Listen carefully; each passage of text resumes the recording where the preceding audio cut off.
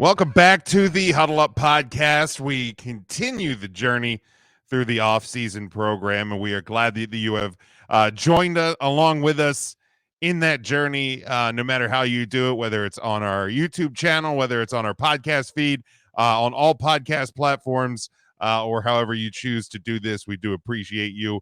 Make sure you are following along with us on all of our social media at Huddle Up Podcast, on Facebook, on Twitter, on TikTok, like I said, on YouTube as well. You can get our merchandise over at tpublic.com. If you enjoy the show, give it a share with somebody you think may enjoy it as well, and encourage them to do the same. Certainly would appreciate that.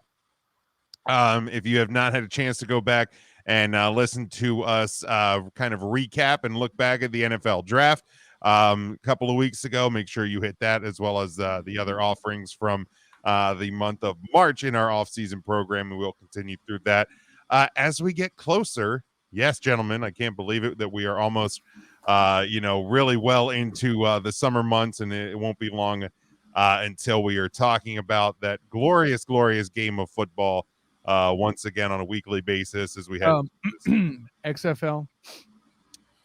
Well, yeah, I mean, I think by the time, Kyle, this episode airs, the book will be closed on XFL 3.0 season number 1. But I don't mind you glossing over the USFL. Somebody had to mention that there was quality spring football to be watched, and that is fair. I do not mean to disparage any of the athletes that are out doing their thing right now, but I will say this: it won't be long until we're back doing that thing, talking about the NCAA and the National Football League. How about that?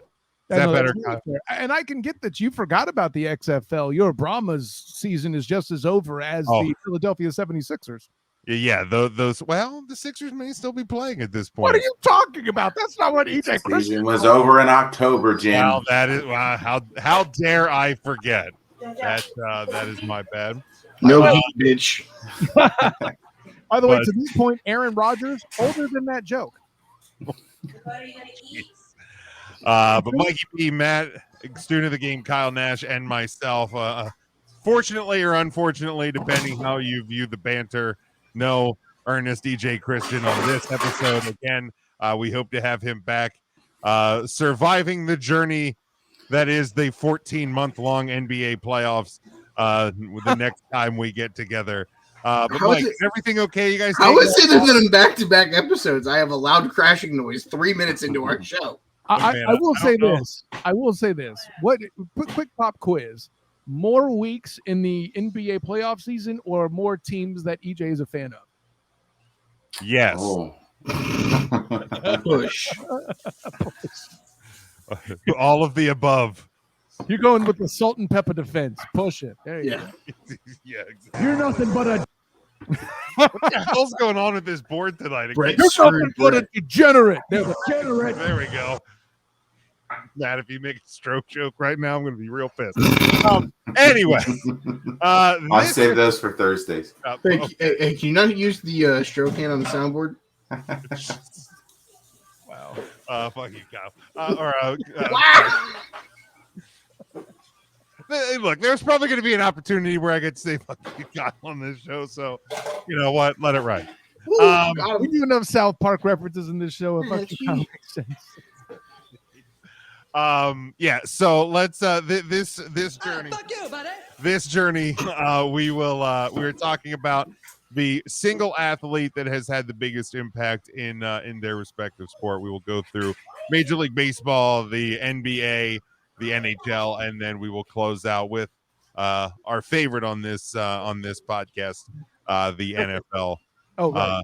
So we will start with Kyle's favorite, Major League Baseball. Student of the game, Kyle Nash, I'll levy to you first. Because of course you should. Why the hell shouldn't you? No, listen, there's a lot of easy ways I'll go or can go. And actually, as the non-baseball fan, I will. I'm going to go in the same direction that the Hitchhiker's Guide to the Galaxy would take us. I'm going to take us the same direction that Chadwick Boseman would take us. The number 42 will be evoked here. I'm going to take the low-hanging fruit that is Jackie Robinson and his role in the integration.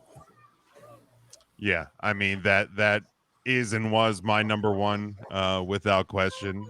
Changed the game, still has an impact to this very day on the game of baseball. So certainly do agree with that one. Matt.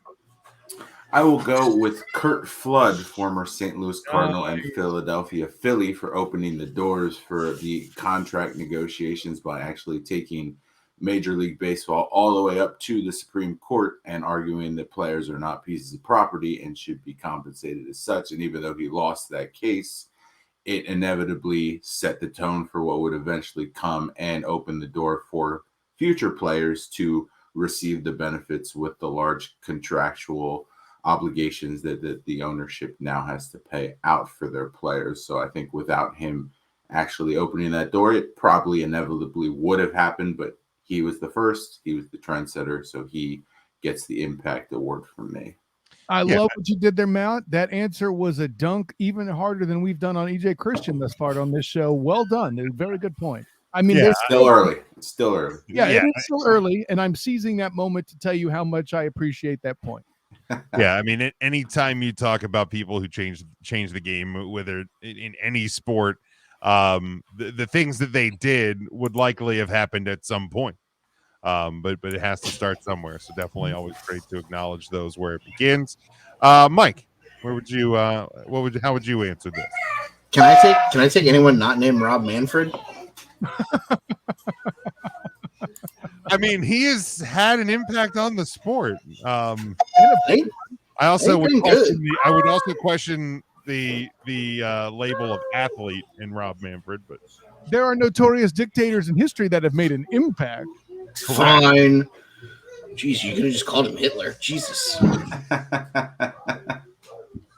way you did it was better. I'm good. From an athletic perspective, I'm going to go a little younger because I feel like he re-envisioned the way that you played defense in the outfield. Arguably one of the best defensive players in baseball history, one of the best swings in baseball history.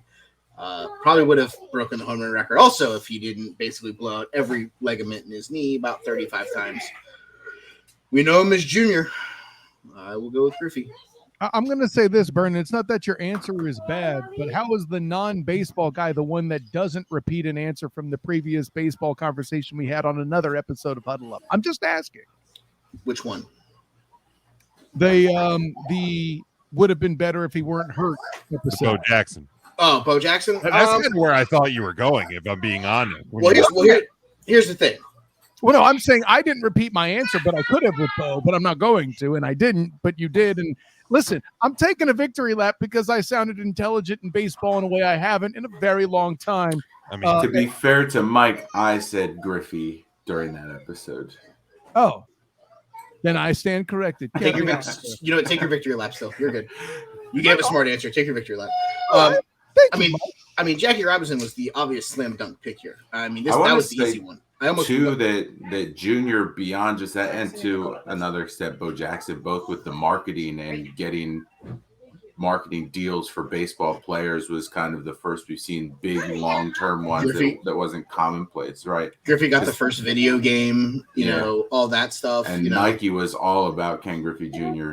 back in. I mean, let's also think about the impact that Junior's had. You know, he turned an entire era of people to turn their hat backwards, like I mean, Kyle is right now. Well, you mentioned me. Listen, I'm outdone by people with swooshes on their shirt. For those who can't see the video, you two MFers have Nike swooshes in plain view, just like my backwards hat. Take that. So, how great was that Ken Griffey Jr. game for Super Nintendo? I still play it. Oh, I play the 64 one all the time. Oh yeah, the one for Super Nintendo was a blast. Like my mom, who would the only video games she would play with us are Atari. Yeah, shut up, bitches. I'm old. But like she would play the Ken Griffey game with us because it was hilarious when you would strike out and the guys would break their bat over their knee. Like it was just a fun game. You could do like cartwheels after hitting home runs and stuff too. The Jay Buhner throw from right field to home plate in that dead every time. You could not outrun a Jay Buhner throw from right field with Seattle. Roger Craig baseball on the Super Nintendo had that before it was cool with the breaking of the bat over the knee. Step your games up.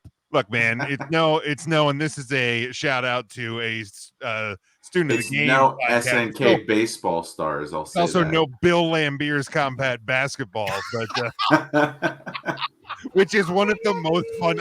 I'm shocked anybody else knew that game. if I'm being honest. Tecmo Bowl. Let's just go with Tecmo Bowl. Bo Jackson.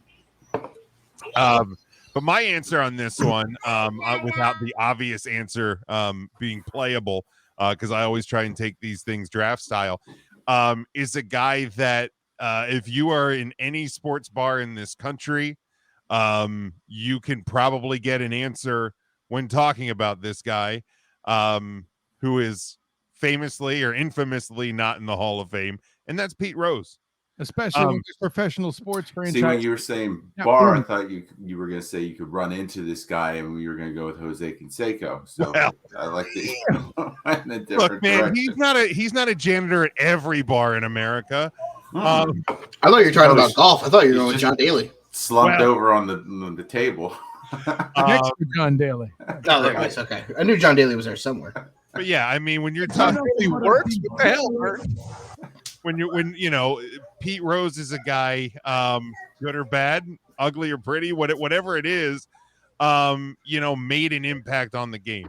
Was obviously banned from the game of baseball for gambling.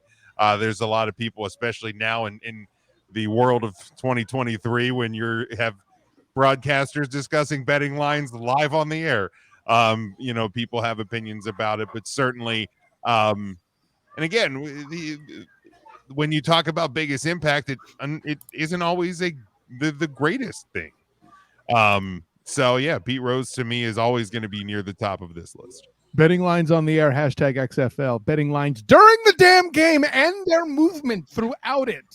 But yeah, let's ban Pete Rose for life, you dumb mother. Beep. I almost honorable mentioned the Savannah Bananas owner, because I'm wearing the Savannah Banana hat right now. That is a wonderful hat. I say, I don't take this the wrong way, Mike, but I've been staring at your banana the whole night. Tyler, your sex tape. No, listen. I wanted to ask this as the baseball guys. Would I be allowed the foundation defense to say George Herman Ruth, aka Babe Ruth, because or even Roger Maris, because with all the importance of the home run record such that it is, that's the bar, is those two cats, right? I mean, I literally almost took the summer of '99 because literally without McGuire and Sosa, I don't think baseball is halfway relevant. They in saved 2023. They did, for sure. I mean, and that's why I steroids smirked when I said athlete. it, but Canseco should be on there too, just because of his openness about I mean, what that was. Good point, Matt. I like that. Are literally anabolic steroids an athlete? Because I know I said athlete, but like we're talking. They literally said chicks dig the long ball, and then it's like, oh, look at all these guys that are taking steroids. Yeah, and those motherfuckers saved your profession. Like what? He's not wrong, ladies and gentlemen. Yeah, my honorable mention was Roberto Clemente for the off the field stuff, more so the humanitarian stuff, which is still obviously wildly important to the league as well. Anybody who's a Roberto Clemente fan, go over to baseballism.com. You can buy some Roberto Clemente licensed stuff. It's actually really cool. I would even consider it, but then I remember I hate baseball. Don't blame me. I don't. Kyle, Ruth was on my short list as well. Yeah, absolutely. I mean, he is one of the most legendary. Is that because they made no net whenever they traded him? Sure. I see what you did there. Red Sox joke. I mean, no, I heard it. And listen, by the way, one of the best sports TV shows, Top 5 Reasons You Can't Blame, they did on Why You Can't Blame the Red Sox for trading George Herman Ruth. Watch that ish. I did. I agree with you. No, you did, Aaron. It's for the audience. Oh, I thought you were talking to me. What the fuck? Aaron, I ain't worried about you. You know your stuff. That's why you come on my show and EJ. Anyway. He was on my show to talk basketball. You should see it. It was good. Bing. Wait. You had him on for a basketball episode? Not an episode, a segment.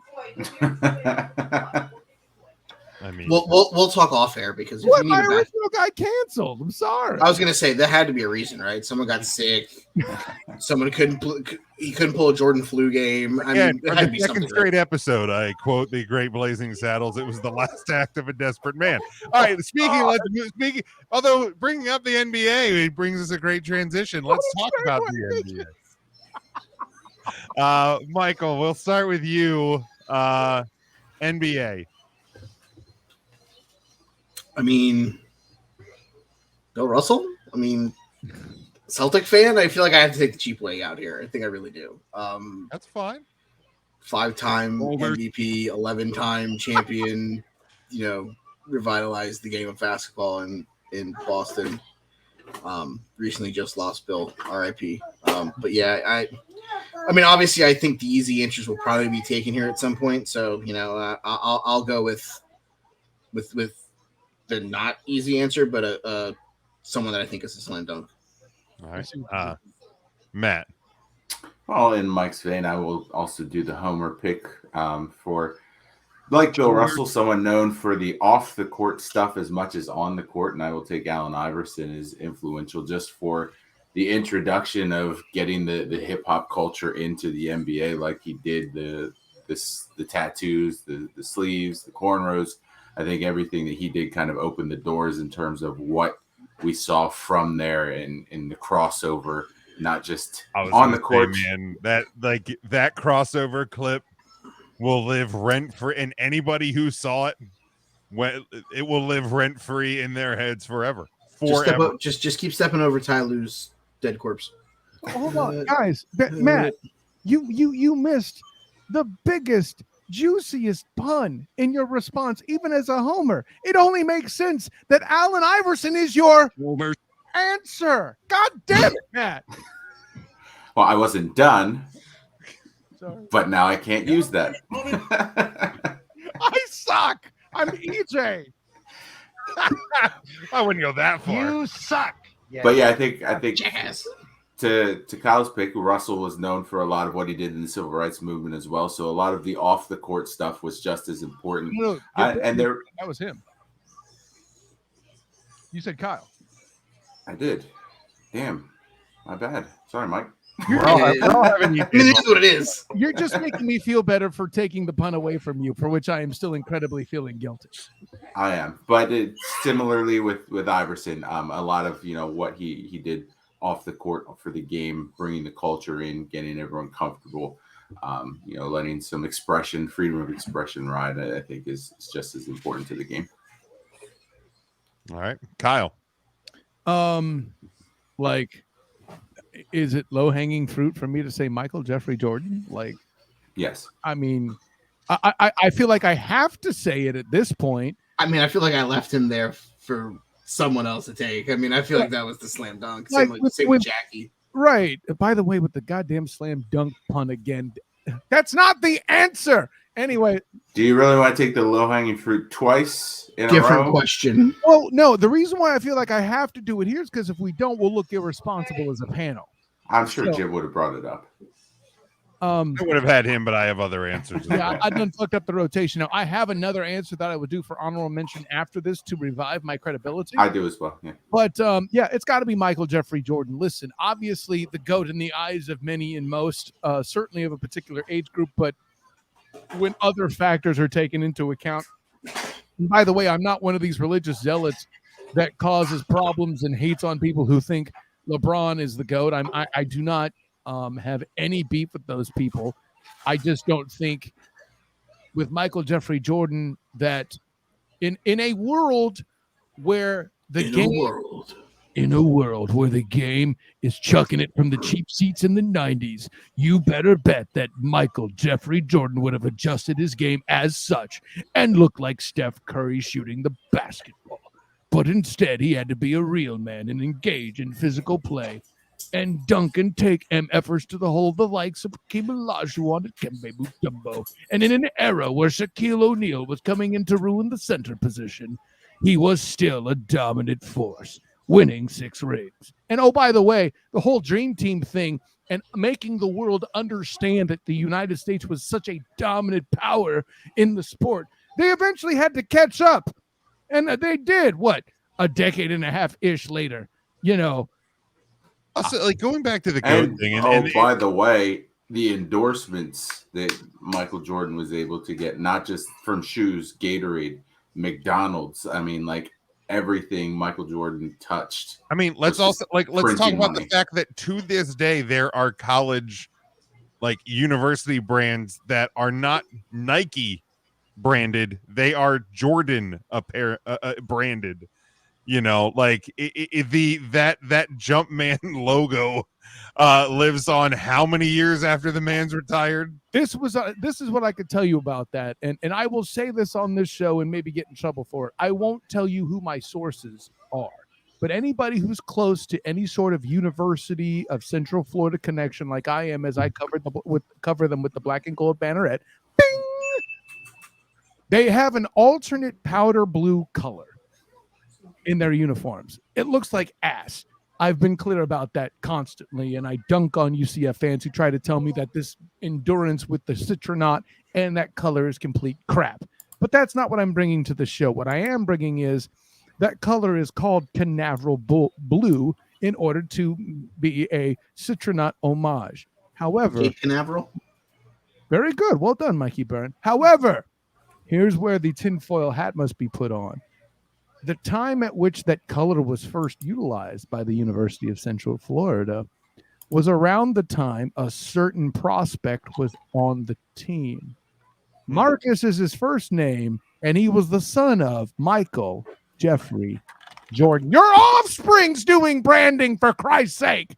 That's called influence, gentlemen. Also, and this isn't. I don't want to spiral this into the whole LeBron GOAT versus Michael GOAT thing, but like, I also think it's a weird discussion when they play two very different positions. Like, I wouldn't say very different. Well, the different positions nonetheless. Like, you wouldn't. I would say the era of which they played in is more of the that as well. But position. My point being, you wouldn't talk about, Barry Sanders is the GOAT. No, Jerry Rice is the GOAT. You know what I mean? No. Like, they are playing two different positions. So when you're talking about the GOAT, and I get basketball is also a different sport than the NFL. So I understand that, but like they are playing different positions as well. So like that's something that I feel like never makes its way into that discussion as much as it should. To Braun's credit, that's him transcending the game, and I think the impact he has is inventing, for all intents and purposes, not inventing, but certainly it was his play in his era that developed the point forward. Yeah, and certainly the evolution of the point forward is LeBron's making. Which, when you look at what the point forward is, such that it is, you can make the argument that Michael Jeffrey Jordan might have been the earliest versions of that. So I move on. Jim, after you make yours, I have a question for the panel. Sure. Mine is also, again, we can call this low-hanging fruit if we want, but it is the late Kobe Bryant. Obviously one of the best to ever play the sport. And when you look at the tragic way that his life came to an end, I think that makes a huge impact on him and his legacy as well. And it's, I was sitting 10 feet from where I'm sitting now when we found out the news. We were episode of 3 Count. Yeah, we were previewing that year, the 2020 Royal Rumble, and the news came across, and like we all just kind of like went silent for a few minutes, like, wait, I'm sorry, what just happened? So yeah, put a damper on my kid's birthday party, man. It was a crazy day. It was a crazy day. But yeah, obviously, Kobe is my answer. If we want to do a quick honorable mentions, just get the names out there. Then, Mike, I know you have a question before we move on to the next sport. But like one of mine, and we touched on him through Kyle and myself, is LeBron James. Of course, you can't ignore the impact he's had on the sport. Yeah, 100%, changing the positions, all that, and actually, he built on what I think Kobe Bean Bryant. Notice the middle name drop there, Jim. that he may not have been my favorite player. I was certainly a Kobe hater in his day when he was playing, and I often cite him shouting, "I want to be traded," as kind of a chink in the armor of his on the court career. But off the court, were he allowed to extend, I would think you would see him being kind of Magic Johnson-esque in how successful he was off the court in such a way that LeBron James it would be now. But for me, I'll say this quickly. This is a guy that does not get enough dap because a certain oversized, talentless, in my opinion. Well, I shouldn't say talentless, but he was just lucky to be a big oaf in the form of Shaquille O'Neal, and nobody could physically account for him.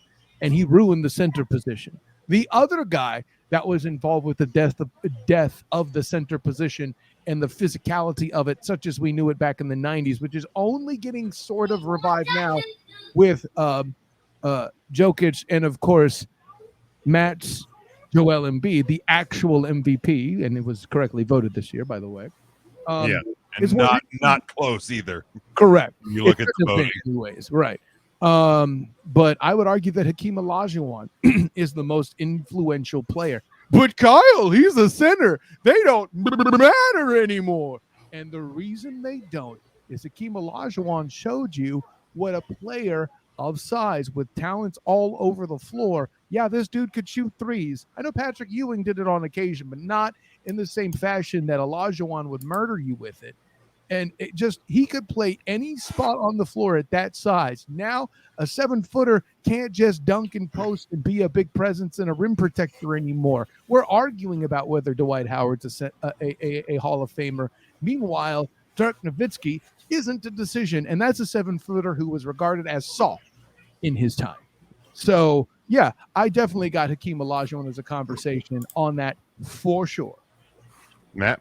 Yeah, Dirk was actually mine just for the evolution of the stretch four and the shooting of the big men. I think that without him, we don't see larger players on the court taking that as seriously and developing that shot to show that you have to play defense all across the board. You just can't leave me wide open. And I think he was the one that kind of showed, a really tall guy can sink threes with ease if you let him. Yeah, without our guys, Matt, there is no Karl Anthony Towns. Correct. Mike, who was your honorable mention, and then your well, the first one that I was going to say was Yao Ming, for his international, getting the Asian culture into more into Asian, maybe international. I'm going to dunk on you with Olajuwon, but I like you. No, that's fine because that's bring get China in. You're right. And then the other one, basketball related, but not athletically. And I'm going to say I'm not going to be in the NBA with this one, and that's fine. You guys can dunk on me if you want. It's Pat Summitt and Gino Auriemma, with their work they've done in women's basketball to basically make it into 100%. Have their own, the NCAA tournament now with the WNBA evolving. I don't think that we get to that point without the two of them putting in the work that they put in the collegiate ranks as coaches. I mean, Tennessee and Connecticut women's basketball programs could probably be thanked as a whole for the WNBA and the success of women's baskbasketball. Despite my issues with Gino Auriemma, which I can tell you off air because they're somewhat personal, and I don't want to say, I'm going to say fan based, but more on that later. Yeah, not on the air. We'll talk off air about that. But if we're gonna, this topic said player. I don't want to dunk on you, but that's why I don't go with that. I said that it was okay to dunk on me. I prefaced it. But it's a good enough point to where I don't want to. But if we're gonna keep it in the NBA, we got to say David Stern as non-players, right? Like, this is the dude that opened up that international gateway. He's the dude that channeled the dream team and all of the above. Maybe people don't like him, but that dude's regime did a lot of ish for the game, including saving it, and he didn't need steroids to do it. For sure. Mike, you had a basketball related question, I believe? Or? No, not basketball related, just a question in general for the panel. Sure, shoot. Does the panel like ice cream? F yeah. Yeah. I can't eat it anymore, but Jim, you got one of those like breaking news thingy, so I don't know if this is breaking news, but it feels like breaking news to me, and I almost just dropped my phone. Here we go.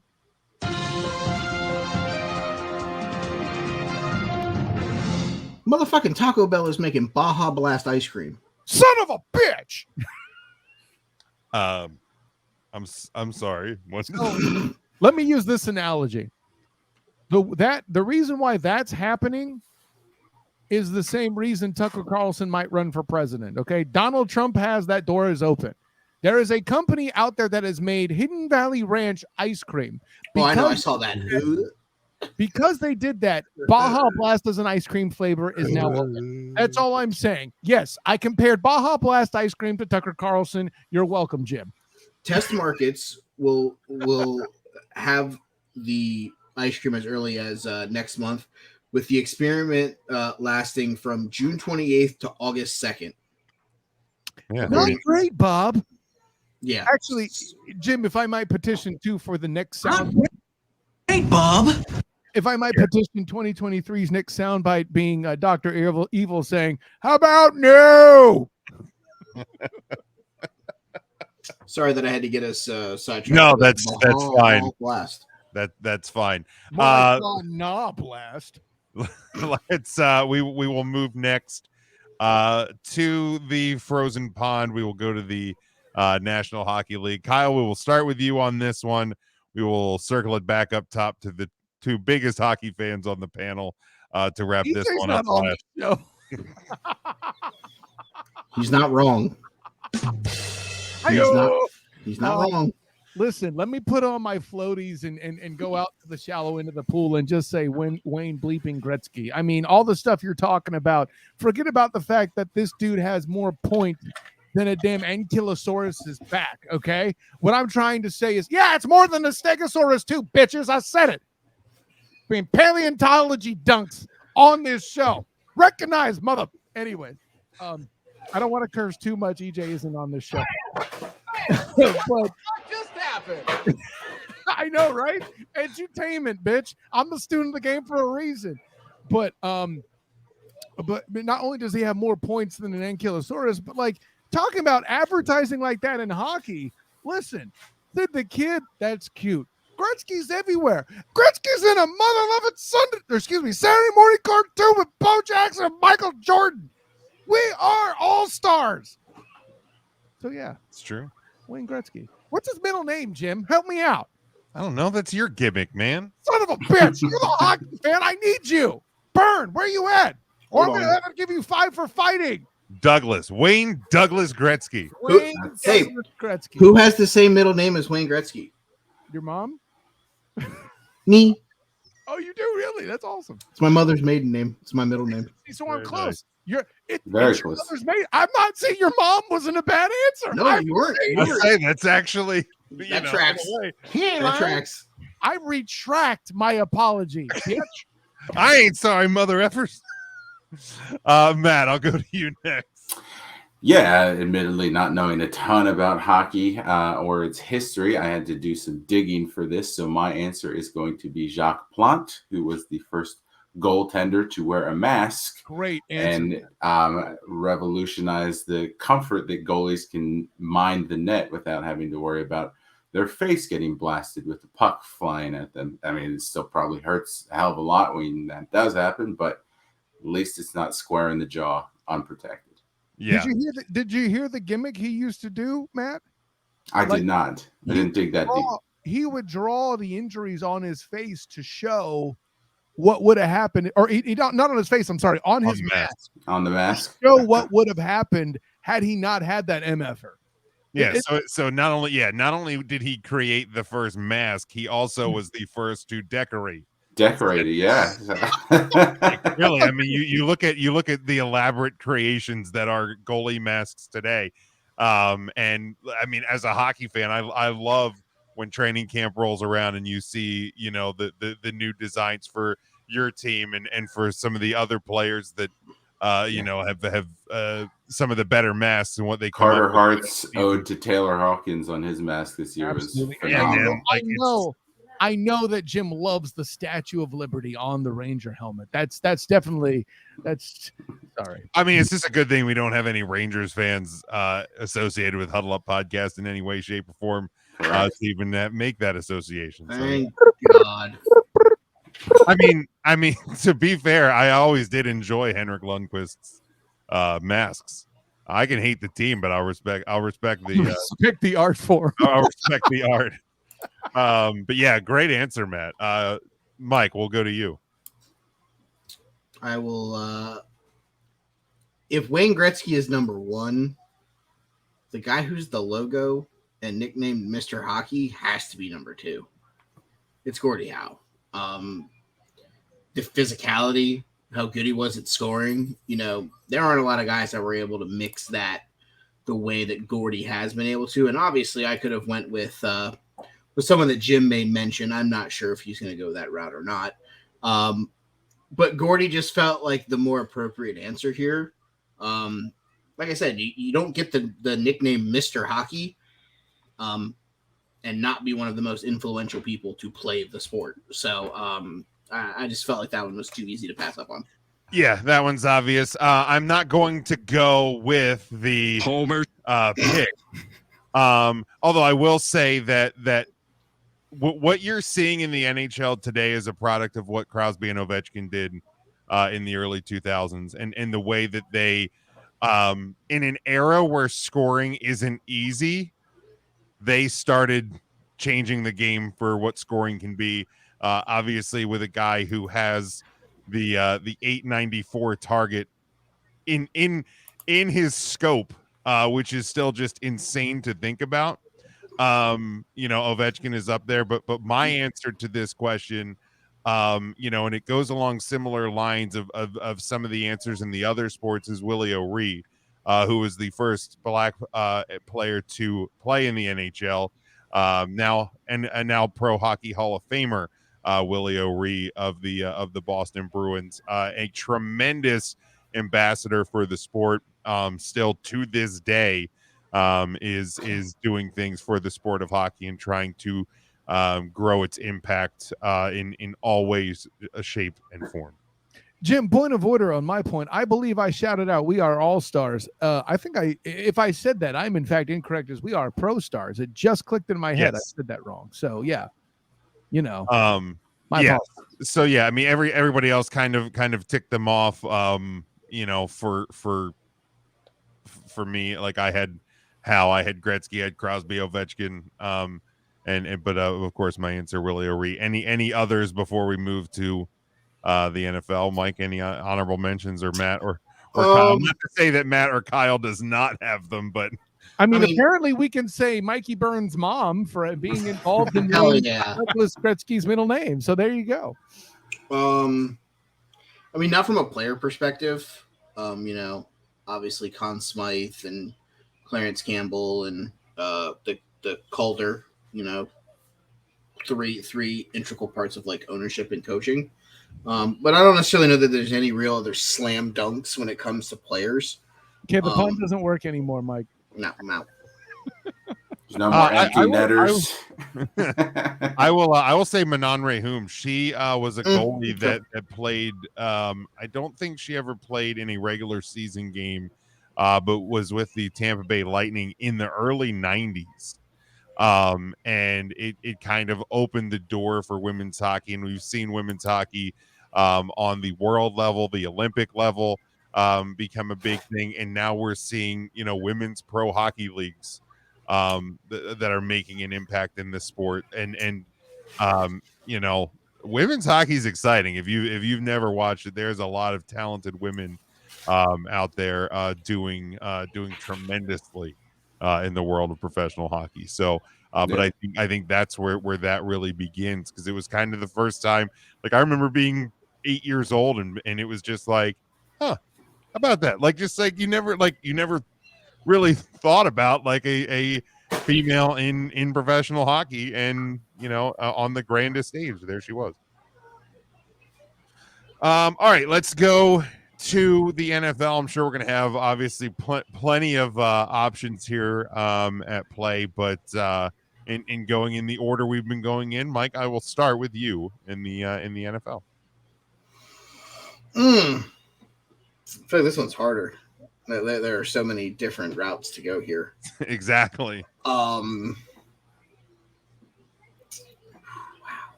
Joey Burr is not an acceptable answer, Mike. I wasn't going there yet. Over. Yet. I like how he put yet in there. Y'all caught that, right? I mean, we talked about the low-hanging fruit that this guy could have been as a baseball player. I mean, Bo knows. I mean, literally, we literally got. That's the best you can do, Mikey Byrne. Come No, on. It's not the best that I could do, but it's someone that literally. I mean, him and Dion had like cameras. You can say Dion is cool. Following. No one will hate you. I mean, an emphasis on a position that I would argue matters least on the field. I mean, Coach Prime, all that fun stuff. And more. Yeah. Great. So, I mean, Dion / Bo, I mean, the two-sport athlete, I guess, is more or less my cop-out of an answer. Because, the flashiness that was Dion, and the cameras and the sound bites and all the fun stuff that Dion's done, since. But Bo revolutionized, the running back position as well as being a two-sport athlete. I mean, so I guess I'll compound and say Bo / Dion, the two-way athlete of the 90s or the 80s and 90s, because well, I would say Dion over Bo in that A, his career was longer, B, he was an influential player that's the GOAT at his position, and C, in his 40s, he was still a formidable punt returner for. And he's also the same person that said that if you're drafting outside of the top 10, don't even bother talking to me because I ain't showing up. Well, I mean, that was, he did it, Jalen Carter did it, but Dion did it before it was cool. No, literally, people talk trash on that. I mean, that's what I'm getting at. Bo walked so Dion could run. Dion ran so Jalen Carter could murder someone. Gosh. Please, somebody resist the urge to make the Ray Lewis joke, okay? Do not do that here. I'm saying it to you, Mikey Byrne, as the Bengals fan on the panel. I'm not going to lie to you. Completely forgot that he was involved in that accident until I said that out loud. No, I'm 100% serious. Completely fucking forgot. No, not even trying. Now I feel awful. See, this is the reverse of the your mom joke. No. See, like that one, I said it out loud, and then I saw Jim's reaction, and I was like, "Oh shit!" I said that out loud. Yeah. Yeah. Like that. I think that's what Jim was saying under his breath. Matt, you know what? Just to get us away from this, Matt, go ahead. I wish I had a lighter subject in terms of who I was choosing. But my player is going to be Junior Seau, not for his on the field activity because he was a fantastic linebacker, but the suicide and subsequent study of his brain and the effects of CTE, I think it opened a lot of conversations up, more so than had been presented before. There had been other athletes that had similarly struggled and post-career had gone down similar dark paths, but I think that he was the one that really, during that time frame, brought a ton of attention to. He was the most. This famous. Is what these concussions are doing to the players, and that has made a lasting impact. And not just the way the players are able to play the game now, and hits that are legal and illegal through the rule books, but also the uniform and helmet design, equipment upkeep, things like that as well. Yeah. I mean, it's a heavy discussion. Yeah, there's unfortunately far too many who went through similar paths, but yeah, definitely the most famous that did. Kyle. Yeah, no, a further tribute to how offensive linemen are not accounted for, because the dude that is the first real air quotes case, such as it is portrayed, for example, in the movie Concussion, is actually a Pittsburgh Steelers center from that 70s era with Franco Harris and those guys, whose name actually currently escapes me. But yeah, Junior Seau was the famous example. I can make an argument as well that would do a slash Jim McMahon, because he was the driving force of the concussion settlement that eventually took place. If you're going, Mike Webster. I see. I thought I couldn't. I was thinking Nate Webster, and I knew that was wrong. But yeah, Mike Webster. Yeah, Thank Mike you. Webster. Well done, my friend. So yeah, that's the first guy. But to Matt's point, Junior Seau and his fame was the air quotes breakout of that, and it was the research around his literal brain that made the difference with that. And listen, there's a lot of directions I can go. There is a storied history throughout here with our beautiful sport of football. There's a reason they call it America's game and not a pastime, as it's something you can do half-assedly, like y'all's beloved diamond. But I digress. Man, and the reason why this is hard, to Mikey Burns' point, there's a lot of directions you could go. I'm half tempted to go with not J.J. Watt, but guys of his era that led to the speedy pass rusher. However, the proliferation of the athlete in the backfield. Yeah, I know I can go with Joseph Clifford Montana and be a homer, but I'm not going to do that here because Homer. He was hardly a track athlete by any stretch of the imagination, even though he ran the ball a lot in that era than a lot of quarterbacks did. For example, a stone-footed Dan Marino, for example. I am going to go with Michael Vick as an influential character in all this, because the reason why you eventually ended up with not only the J.J. Watts of the world, but the Ndamukong Suhs, the Aaron Charlet Donalds of the world, who was the actual Super Bowl MVP that year. I said it. Sorry, Cooper Kupp. I'm still just a little bitter about the fat man oppression. That is not your I fault. thought you said something else about with a cup. So moving on. I don't know. Seeing that he got the award was like a kick without a cup. How about that? Anyways, Mikey Burns has little Cooper Kupp. You did hashtag you problem, hater. Anyways, I said it. Anyways, no wonder you voted for Garrett Wilson as offensive rookie of the year this past season. No, but Michael Vick demanded the need for the Carolina Panthers to draft one Julius Peppers, who was the first example of the true track athlete, air quotes, at the defensive end position. Julius Peppers is great, Hall of Fame caliber dude. He better be in there, okay? But one, J.J. Watt is not a thing without that need to contain a mobile quarterback. Aaron Charlet Donald is a defensive end without the need to contain that guy. I even literally asked this question of Ndamukong Suh in person in Phoenix, Arizona, when I covered the Super Bowl for A7BN Sports on the three-point conversion. Well done, Jim. And he agreed with me. So, yeah, there you go. There's a lot of ways that you can take this, but when you look today at the celebrity that NFL athletes are, and athletes as a whole, but speaking specifically of the NFL, we talked about this guy's team last time out, but Joe Namath, when you no.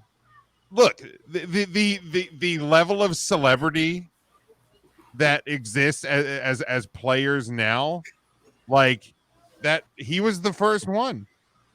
You're not wrong, but Jim, like, dear Christ, like, okay, with this guy, Okay. I mean, I didn't want to go the easy one with Joe Montana, because that's the correct bleeding answer. Joe Namath, and again, I'm doing this for me. You're not wrong. You wax poetic about him already, Homer. So like I wasn't going to go there, which I mean, I could also be considered a Homer, considering that Montana is a Notre Dame guy. So I didn't. I Homer. Game up. Homer. I avoided that as well. Homer. Matt, do you want to take the Notre Dame things? We can go Homer. All three of you can have the Homer fucking selection here. Wait, if EJ were here, I'm not saying it 6 times. Homer. Falls apart. But yeah, I mean, when you look at what NFL players are today, I draw it back to that. He's just so overrated. He's not even a Hall of Famer, and he's there stinking up my hall. Mediocre quarterback at best. I have 2 other quarterbacks impactfully that I wanted to bring to the table. Go on. Kurt Warner. Not really. Defend it. I'll give you an opportunity. Okay, to defend it okay. a little bit. Impactful at the fact of his story and where he was at and what he went through to become an NFL quarterback, and the story of how he got. Hold that. Go ahead. Sorry. It's one of those things where it's not just his on the field play that's impactful. It's the off the field stuff. It's the helping revitalize St. Louis football before they decided to move back to That Los I could Angeles. see more so than the rest of it, but he's not like, I mean, people already have the dreams of the rags to riches. So Kurt Warner's stocking shelves at the grocery store to future NFL Hall of Famer, while it's uplifting, it's no different than a lot of people's struggles and successes. How did he change the game, Mikey Byrne? That's my question. I'll say biggest impact on the sport. I'm not sure. Biggest impact on St. Louis, maybe. I mean, but no, that I agree with. I mean, the question wasn't, on the field where the impact was. I mean, at the end of the day, you got guys that are willing to be undrafted free agents out of small schools that are going to play in leagues like the XFL and the USFL to chase this dream continuously.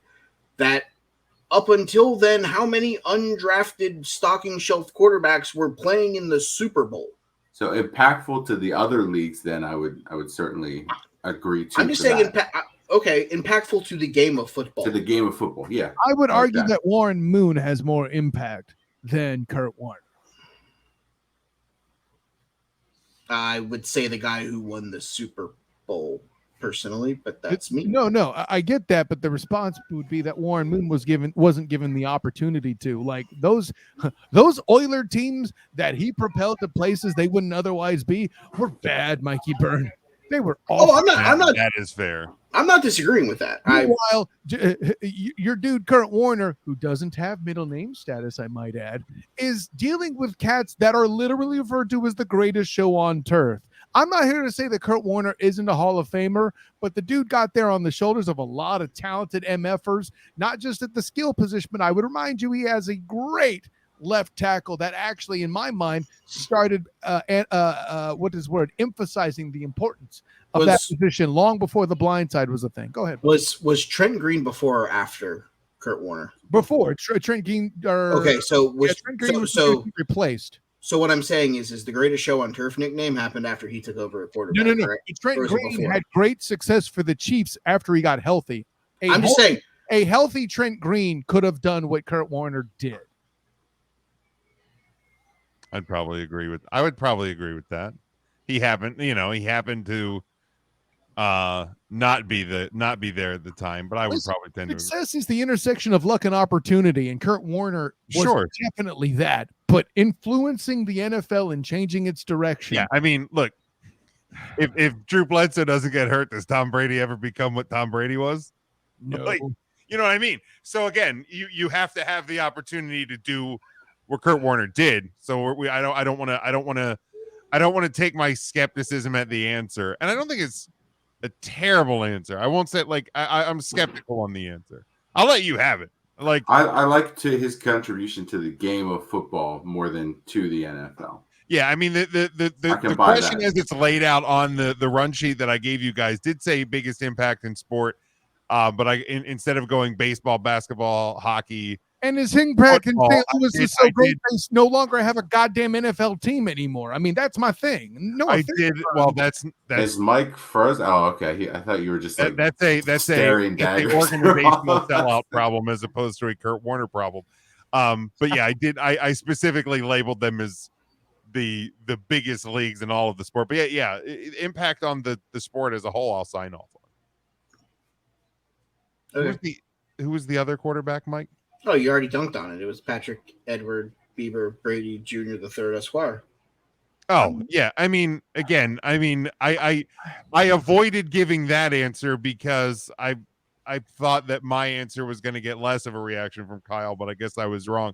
I Brady would was on my argue- list as well, without question. Right. I would give you Brady over Warner simply based on longevity. It's not the rings that make him amazing. Name me another dude. Listen, the mistake is often made. I don't actually hate Tom Brady. I just hate analysts that can't get off his jock for 30 seconds, i.e. EJ Christian.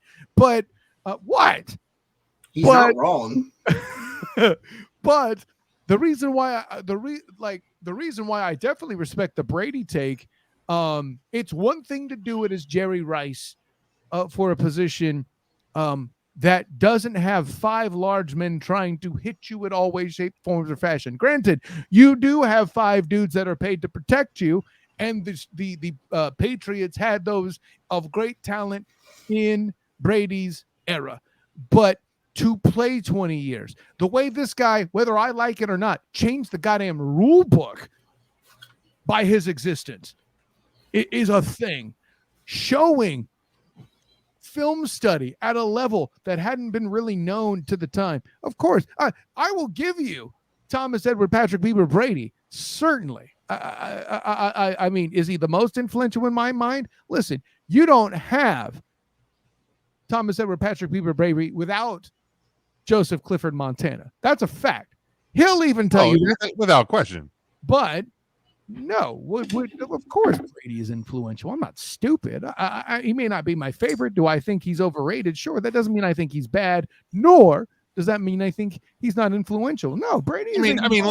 Let's be honest. Regardless of what sport you're talking about, when you're talking about if you're talking about a newer player that's in the argument for greatest of all time, calm down, Kyle, or greatest of their era, so you on. Said argument. No one said it was a good argument. No matter what sport, what player you're inserting into that role, there's always somebody before them that influenced them. So like you don't get Brady without Montana. You don't get Montana without Unitas. You don't get and so on. And so you know what I mean? Like, I'm agreeing with you, Kyle.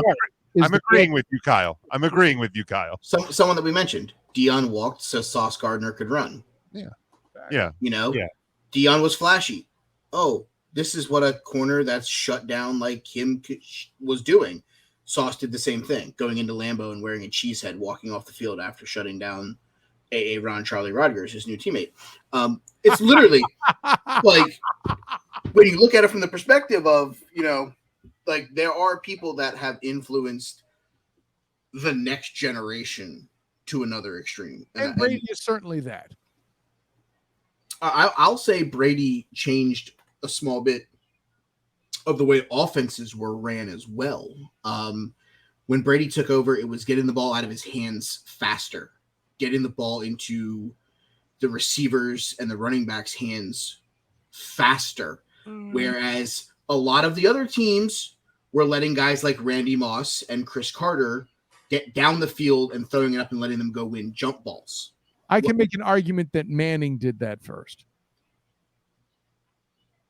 But again, I can give Brady his credit on that because he's part of the group that did that. They're both stone. Sure. You can lump them together. I don't have a problem lumping them in together. I was just saying Tom Brady was looking at it like, oh, I need to get the ball into Wes Welker's hands. I can't let Wes Welker go win a jump ball because he's not winning a jump ball. It was getting the ball into someone's hands that could make a cut and go. Well, in that day, you're talking about him getting it to Deion Branch or Troy Brown. So correct. I mean, give him that credit. And of course he's having to do that with quick release, but he didn't need quick release as much as one Peyton Williams Manning did, because Brady had a better line and all 100%. of that, I wish they would have made Peyton's middle name Archibald. That would have been great. Matt, did you have any honorable mentions that you wanted to hit quickly from from football? Yeah, I was gonna go in a similar vein to what Kyle was thinking with the pass rushers and evolutionizing the game that way, and go with another linebacker. Before Junior Seau, you had LT, who kind of changed how offensive lines had to protect the quarterback because he was doing so much from that linebacker position. And if not a player, I certainly would have presented John Madden as probably the most influential member of football, just based not only on coaching, but then his announcing and the video game franchise as well. A lot of what Madden did, people are football fans because they played Madden first. I can argue about how overrated John Madden is as an analyst and all of that, but there's two things he did for the sport that cannot be denied. The video game, obviously. That and the way he drew attention to the trenches like no other did, definitely worth the credit over and above all of that. 100%. And the telestrator. I was going to say, I thought you were going to go with telestrator. I almost stepped on you, but I didn't want to take it from you. But the telestrator too. I mean, when you're seeing in every sport, I mean, when ESPN now has that 360 camera where they're literally grabbing guys and moving them around on the field, that starts with John Madden in that little yellow, the little yellow come over here, and then he goes boom. No, that's 3 foundation arguments. I mean, there you go. The only other one I had on my list was Jim Brown. Like that was a name that popped into my head when I'm thinking about influential people and making an impact on the sport. I mean, we talk about so and so walked so and so could run and blah blah blah. And I think when you look at what running backs today and some of the greatest running backs that have played this game, Barry Sanders and Sweetness, and I'm going to say the Homer pick, Emmitt Smith. Like there's so many guys to this very day that are doing that position the way they are because of what Jim Brown did when he did it. Right. Well, and I can make the argument of Ernie Davis, the guy portrayed in The Express, as the integration guy that allowed Jim Brown to happen. So there you go. There you go. Any others before we wrap up this episode? Let's see. We already said Mikey Burns' mom for hockey, so we're good there. Does anyone want to dunk on what Ernest would pick here? Because he would I assume he would have said LT as one of them. He just said Roger Staubach. That's what he would have said. I just want to say his picks would have been for all 4 sports. He would have went. Let's see. NBA, he would have went Alonzo Mourning. Hey, you leave Alonzo Mourning alone, mother beep. No, he's a Homer pick. Actually, he may have went Dwayne Wade. He probably would have gone D Wade. He would have gone Dwayne Wade. No heat, bitch. Hey, Mets. Let's see. Like Mourning since he was a damn Hornet, so that's on me. My bad. He would have went with Mookie Wilson for hitting the ball through Bill Buckner's legs. He probably would have named like the one Rangers player he knows, Hendrik Lundqvist, because he's the easy one to remember. Lundqvist, let's be honest. He would have mentioned Bobby Bonilla because they're still paying his contract. He actually would have mentioned Patrick Kane because he knew he got traded there this season. No, he didn't. He would have mentioned Messier because it's the only Ranger he could name. That's true, probably. And in the NFL, he definitely would have taken Daniel Jones. Woo! No, 100% Daniel Jones. He would have taken. That was another reason I didn't want to bring up Tom Brady because I didn't want to be called Ernest. So no, better yet, he would have taken Darren Waller because they traded for him this offseason. No, don't be ridiculous. He obviously would have taken Saquon Barkley. Victor Cruz. No. Old Bones Jr. He would have taken David Tyree. You know this for a fact. He would have taken Old Bones Jr. for that one-handed catch. We'll go with Tyree. Well done, Jim. Yeah, he would have went with Tyree, and then he would have had to go apologize to Tom. No, he would have went. He would have went. David Tyree, Old Bones Jr., and then Mario Manningham in that order. Mario Manningham. Nice. All right, we are going to get out of here. We appreciate everyone listening and playing along with us as we work our way through the off season.